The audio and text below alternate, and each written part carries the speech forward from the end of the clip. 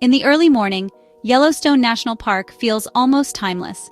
Steam rises gently from the geysers, bison graze quietly, and visitors stroll along the boardwalks, unaware of the forces deep below. The air is crisp, the sky painted with golden hues, and yet, beneath this peaceful surface, subtle signs begin to emerge.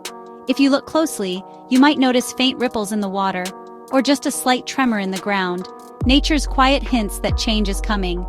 Deep underground, pressure is building.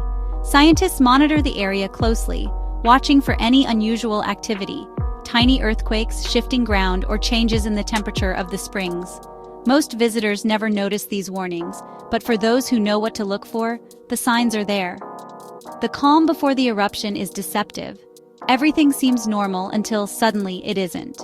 Far beneath our feet, the true story unfolds. The magma chamber swells, glowing with intense heat and pressure, while seismic monitors across the park begin to blink red, signaling that something significant is building.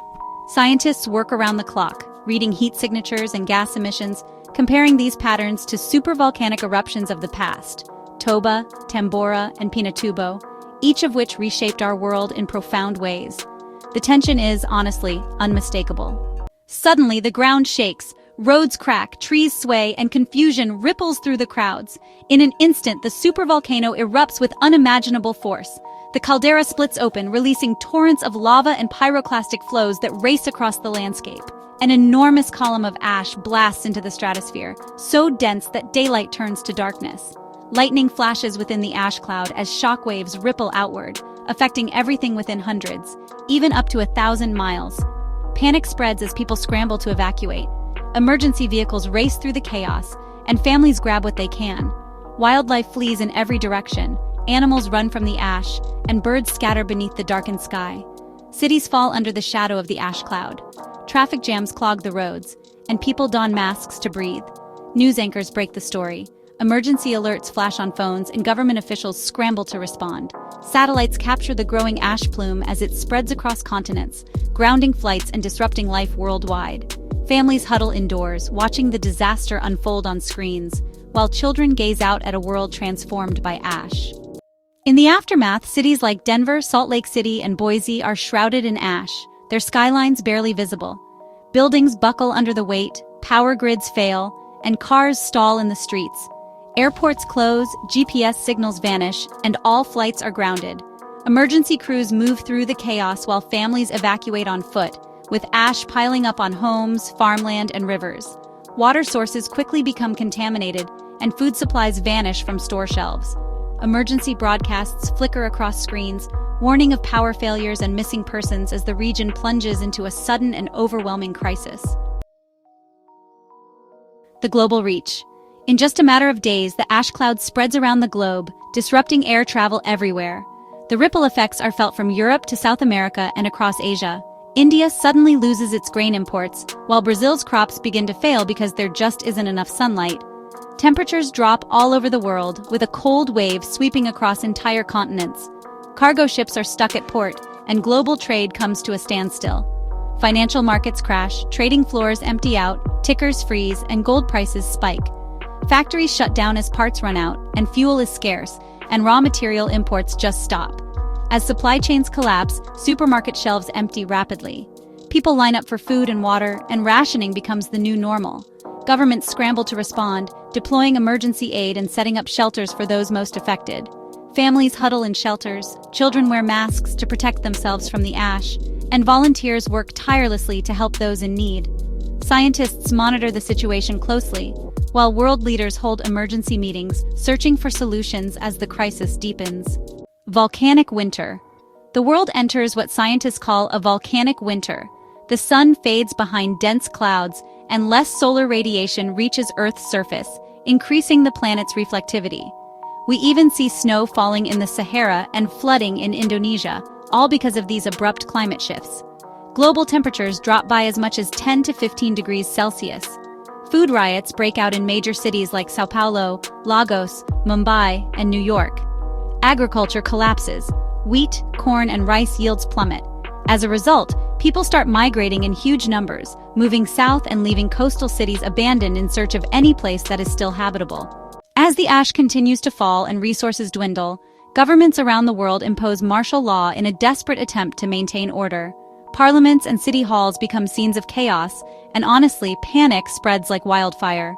Civil unrest erupts, looting and protests become common, and the refugee crisis grows larger by the day. The medical system, already stretched thin, begins to collapse. There are mask shortages everywhere, and cases of ash-related respiratory illnesses spike dramatically. In scarcity zones, urban violence increases, and overcrowded camps struggle to cope. Humanitarian agencies are simply overwhelmed, and the United Nations response is delayed by massive logistical challenges. As economies collapse, the US dollar and the euro destabilize, cryptocurrencies surge, and surprisingly, old-fashioned barter systems make a return. In the midst of this chaos, communities begin to adapt in unexpected ways. Some neighborhoods organize mutual aid groups, sharing food, water, and medical supplies to survive. Makeshift communication networks spring up as the internet falters, with people relying on radios and word of mouth to stay informed. Despite the breakdown, small acts of solidarity and resilience offer a glimmer of hope amid the darkness. Amid the ash-laden skies and silent cities, humanity's instinct to survive gives way to something more: the determination to rebuild. Underground shelters, powered by geothermal and solar energy, transform from mere refuges into centers of innovation. Communities repurpose abandoned factories into hydroponic farms, rows of leafy greens thriving under artificial lights. Water purification systems become neighborhood treasures, fiercely protected and meticulously maintained. The new economy is unrecognizable. Clean water, seeds, and medical supplies now hold more value than gold ever did. Bartering, once seen as outdated, becomes the backbone of daily life: an apple for a mask, a battery for a handful of beans. In some places, authoritarian regimes enforce strict rationing, while elsewhere decentralized networks of neighbors and friends organize food shares and mutual aid. Interestingly, remote tribes and isolated rural communities prove the most resilient, relying on traditional knowledge, foraging, and local resources. Their ways, once overlooked, now inspire city dwellers seeking to adapt. Slowly, greenhouses sprout atop rooftops, and makeshift schools form in underground shelters. Children's laughter returns, muffled but unmistakable as families gather for shared meals and stories. The scars of disaster remain, but hope takes root. Stubborn, persistent, and quietly defiant. In this new world, survival is no longer just about enduring. It's about finding meaning, rebuilding together, and refusing to let the darkness win. After 3 to 5 years, things slowly start to change.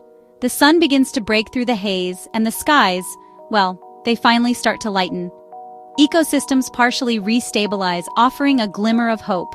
People migrate southward into more temperate zones, shifting the global population map.